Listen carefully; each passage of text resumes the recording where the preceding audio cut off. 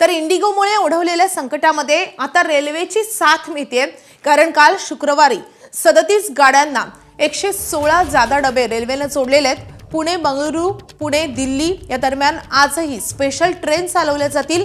आजपासून 18 डब्यांच्या 30 विशेष रेल्वे गाड्या धावणार आहेत।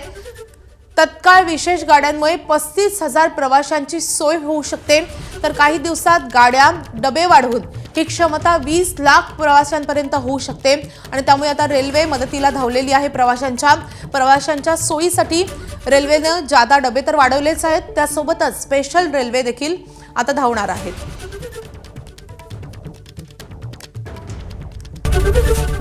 एबीपी माझा, उघडा डोळे बघा नीट।